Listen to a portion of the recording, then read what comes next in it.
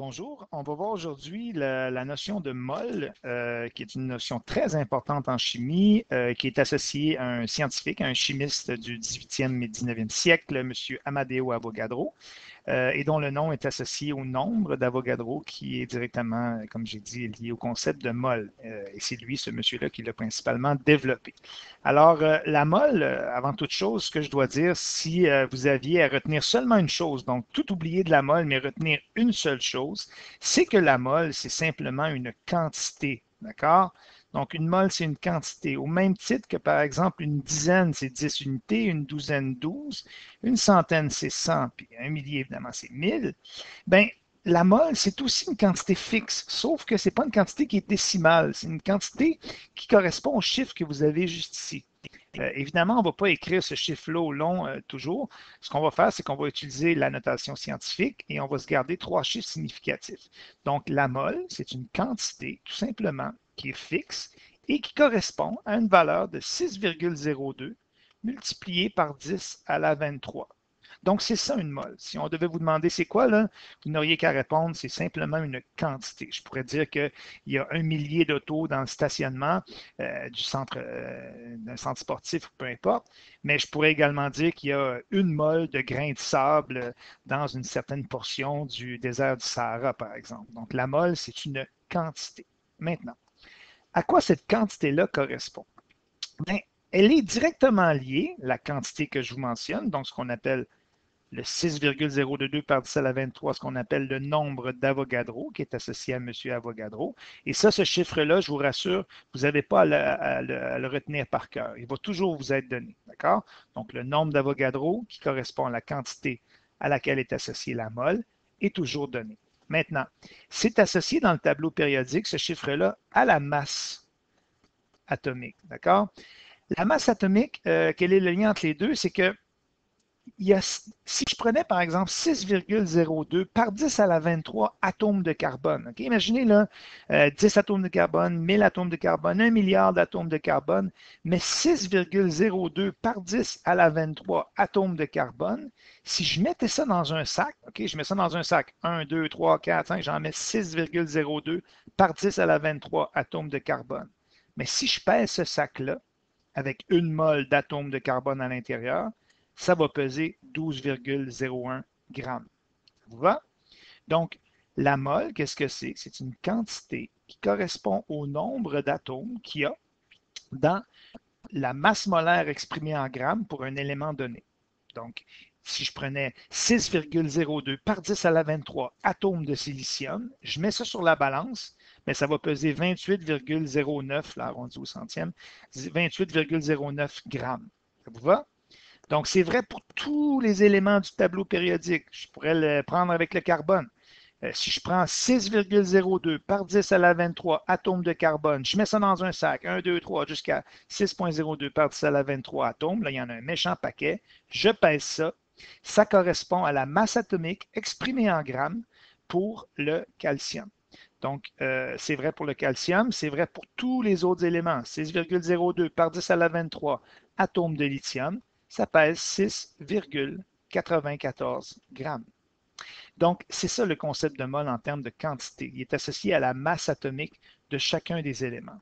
C'est ce que je vais appeler la masse molaire atomique.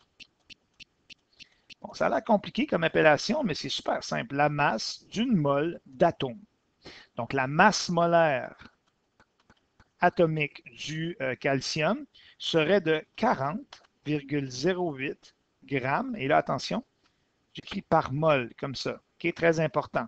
Donc, dans une mole, il y a 40,08 grammes pour le calcium, c'est-à-dire 6,02 par 10 à la 23 atomes de calcium pèse 40,08 grammes. La masse molaire atomique du potassium, on tenait ici du beryllium, la masse molaire atomique du beryllium, tout simplement, c'est 9,01 grammes par mol. Donc, c'est ce qu'on appelle la masse molaire atomique. Maintenant, il y a une formule qui peut être très utile. C'est pour déterminer le nombre d'atomes dans une certaine quantité de mol. C'est-à-dire ça peut être un nombre d'atomes ou de molécules, ou un nombre de molécules, parce qu'on va voir que ça s'applique aux molécules aussi. En fait, ça peut s'appliquer à n'importe quoi. Donc, si je veux savoir le grand N identifie un nombre d'atomes ou de molécules, je vais multiplier par un nombre de moles. Euh, par le nombre d'Avogadro, mon fameux chiffre qui va vous être donné, la quantité, le 6,02 par 10 à la 23. Okay? Ça peut être aussi simple que de dire il y a combien d'atomes dans 2 moles? Mais si dans une mole, il y a 6,02 par 10 à la 23, donc atomes dans une mole, ben, si je multiplie ça par 2, je vais obtenir 1,204 multiplié par 10 à la 24 atomes. Ça va, ça? Donc, cette formule-là, elle permet de multiplier un nombre de moles par le nombre d'Avogadro que je vais toujours vous donner. Vous allez toujours l'avoir, pas besoin de le retenir par cœur. Et avec ça, on peut trouver un nombre d'atomes ou un nombre de molécules. Donc, si dans une mole, il y a 6,02 par 10 à la 23, ben, dans 12 moles, ben, il y a combien d'atomes? Ben, on multiplie 12 par le nombre d'Avogadro. C'est relativement simple, ce concept-là. Petite parenthèse, les unités pour la mole, c'est MOL. Vous allez dire qu'on ne s'est pas forcé beaucoup. Dans le système international, on a seulement enlevé le E. Par exemple, pour les grammes, c'est G. Pour les litres, c'est L majuscule. Pour les kilogrammes, c'est KG comme ça. Mais pour les moles, c'est MOL. Donc, il est possible que j'écrive MOL à partir de maintenant. C'est simplement les unités pour la mole. Pour ce qui est de la calculatrice, quand vous allez calculer ça, dans mon calcul, tantôt, j'ai dit comment, si on multiplie par 2, comment je suis arrivé à ce chiffre-là. Évidemment, j'ai utilisé ma calculatrice. On l'a vu un peu en classe, mais je vais le répéter. Si vous voulez mettre une notation scientifique, vous faites deuxième fonction EE. Et ça remplace le multiplié par 10 à la quelque chose. Donc, vous faites 6,02, deuxième fonction EE. Donc, vous allez chercher l'exposant scientifique ici, là, et vous tapez 2, 3. Et là, attention, ne faites pas 6,02. Là, vous faites multiplier par 10, deuxième fonction EE23, vous allez ajouter une puissance de 10 et vous allez fausser votre calcul. Donc, par exemple, ici, si je voulais multiplier, parce que ça ici, ce serait mon nombre d'Avogadro. Si je le multipliais par un nombre de moles, par exemple, multiplié par 2 moles, ben, tout simplement, je ferais ça multiplié par 2 égale, et vous trouveriez le chiffre qui est ici encadré. Donc, attention de bien pitonner ça sur votre calculatrice. Je fais deux exemples. Combien d'atomes de magnésium y a-t-il dans 3,5 mol de ce métal? Donc, ici, on parle du magnésium, mais on pourrait parler du sodium, on pourrait parler du chlore, du fluor, c'est accessoire. On pourrait parler d'une quantité de grains de sable. Combien y a-t-il de grains de sable dans 3,5 mol de grains de sable? Donc, on voyait qu'ici, c'est simplement un calcul de quantité. Donc, ici, ce que je veux savoir, je veux connaître un nombre d'atomes en N majuscule, c'est ce que j'ai défini tantôt. Le nombre de moles, c'est 3,5 moles. Et le nombre d'Avogadro, il est toujours donné 6,02 par 10 à la 23.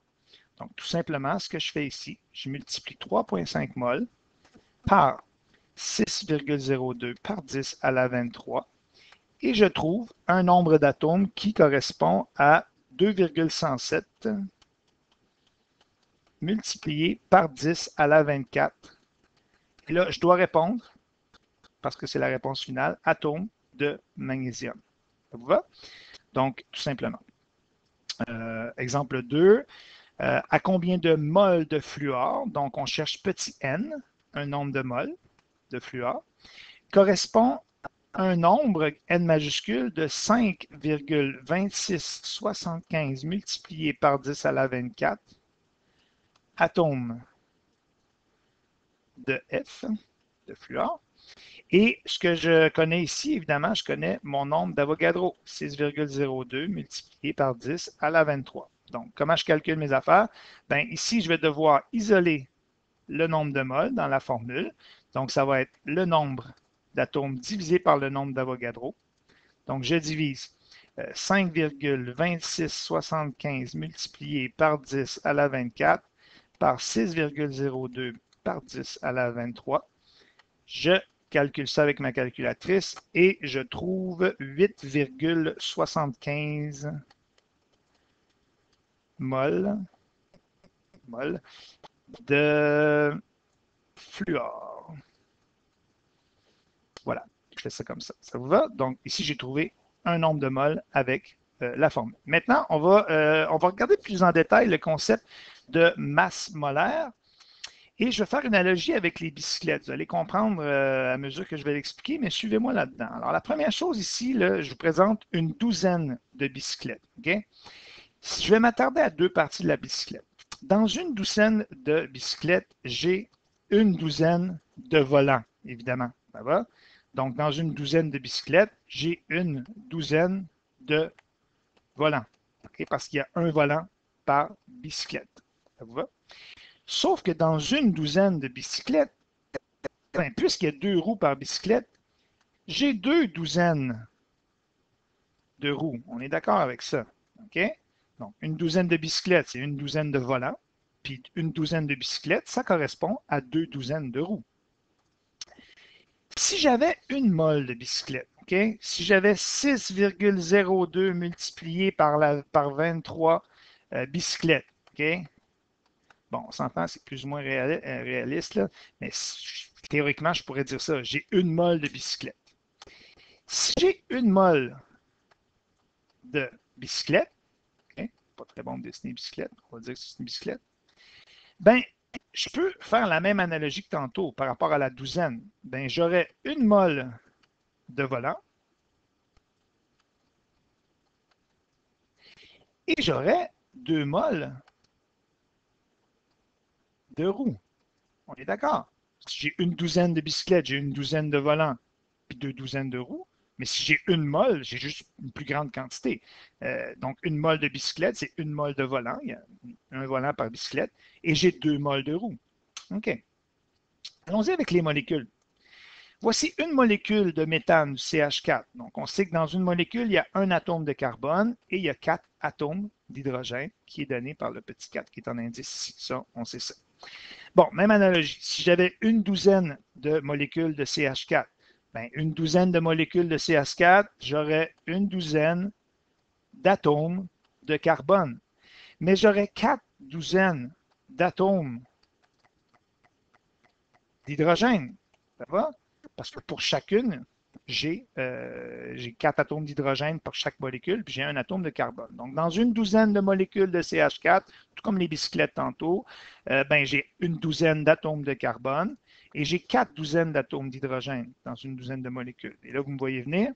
Si j'avais une mole de molécules de CH4, c'est-à-dire si j'avais cette quantité-là de molécules, donc une mole de CH4, ben, ça correspond à une mole d'atomes de carbone, on est d'accord? D'atomes de carbone, et 4 moles d'atomes d'hydrogène. D'accord? Donc, une mole de CH4, c'est une mole d'atomes de carbone et 4 moles d'atomes d'hydrogène. Mais une mole d'atomes de carbone, avec le tableau périodique, on le sait combien ça pèse, ça. On le sait combien ça pèse, une mole d'atomes de carbone. On va voir dans le tableau périodique. 4 moles d'atomes d'hydrogène, on serait capable de le déterminer aussi. On sait combien ça peut peser, on prendrait le tableau périodique. Regardez, une mole de CH4, autrement dit 6,02 par 10 à la 23 molécules de CH4. Ben, je vais dessiner ici. Euh, Imaginez, là, je l'ai réécrit ici, là, vous avez une mole de cette molécule-là. Ben, une mole de carbone, je le sais, je regarde dans le tableau périodique, ça pèse 12,01 grammes. Voilà, je l'ai écrit ici. Et euh, une mole d'hydrogène, j'ai arrondi au centième, ça pèse 1,01 g par mol. Donc, 1,01 g par mol pour chacun des hydrogènes. J'en ai 4 moles. Donc, je vais faire 4 fois ça. Et j'ai une mole d'atome de carbone dans une mole de CH4. Donc, si j'additionne toutes ces valeurs-là, c'est-à-dire que 1,01 plus 1,01 plus 1,01 plus 1,01 plus 12,01, je vais arriver à 16,05 grammes par mol. D'accord? Donc, qu'est-ce que c'est ça? C'est la masse molaire moléculaire. C'est pas plus compliqué que la masse molaire atomique, sauf que là, au lieu d'avoir des atomes, j'ai des molécules, c'est tout. La masse molaire moléculaire du CH4, du méthane, est de 16,05 grammes par mol. Et comment j'ai trouvé ça? J'ai trouvé ça en allant voir ce qui correspondait des masses molaires atomiques de chacun de ces atomes dans le tableau périodique. Donc, masse d'une mole de molécules. Il faut que j'additionne les masses molaires atomiques de chacun des atomes qui composent la molécule. Donc, ça, c'est la masse molaire moléculaire. Et c'est la même chose pour n'importe quelle molécule. On utilise une formule qui est assez utile pour calculer ces concepts-là. C'est-à-dire, le N, là, ça ne change pas, comme pour le nombre d'Avogadro, tantôt, la première formule, ça identifie le nombre de moles. D'accord? N, c'est pour le nombre de moles. M, c'est pour la masse en grammes de substance que j'ai, petit m. Et grand M, c'est la masse molaire. Oups, masse molaire. Elle peut être moléculaire ou elle peut être atomique. Elle, on la calcule en grammes par mol. D'accord? Et le grand M, on prend toujours le tableau périodique pour le trouver. Vous pouvez le noter. Donc, le grand M, il y a toujours moyen de le trouver. Si on connaît la molécule ou on connaît l'élément, on peut trouver la masse molaire, soit atomique, soit moléculaire. Okay? Par exemple, mettons que je vous mets ça simple. La masse molaire atomique de l'oxygène, c'est 16 grammes par mol. D'accord? Ça, c'est mon grand M.